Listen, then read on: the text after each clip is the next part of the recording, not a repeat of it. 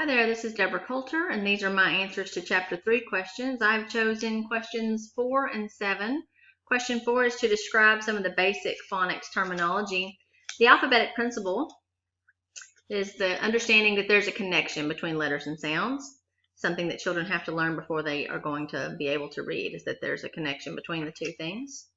A consonant is a speech sound that's made when sound comes through the vocal tract and then is obstructed by either the lips, tongue, or teeth.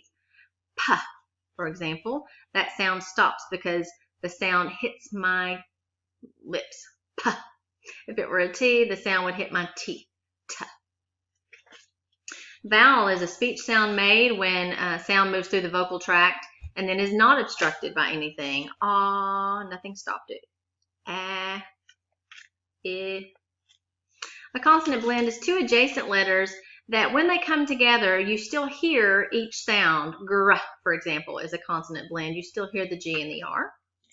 A digraph, however, is two adjacent letters that when they come together creates a new sound, one that you won't hear any other way. You'll only hear th when TH comes together. You don't hear the T and the H separately. You hear them together. A diphthong is two adjacent letters pronounced but with a slide. The only sounds you're ever going to make when you have a diphthong are ow and oi.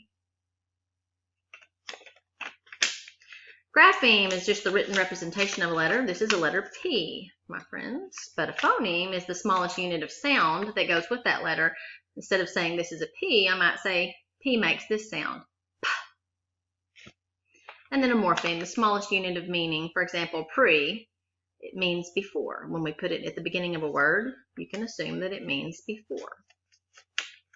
The other question that I chose to answer was question 7. Give examples and define what morphology means. Morphology is when we study units of meaning. And it's important because when kids come to big words, they automatically kind of check out and go, no, can't read that. That's huge. I'm not going to do it. But if they have studied morphology, then they can break words down according to the meanings inside them. For example, if they know that bio means life or living, if they know that able means, able to or able to be, then we already know something about the word. Now, the root in here is degrade, which they may not know means to break down or to deteriorate. But once they have all the pieces, it's easy to figure out the meaning of this word. Biodegradable is something that is living, but that is able to be broken down. We should study morphology way more than we do in grade school and intermediate school. It's my opinion.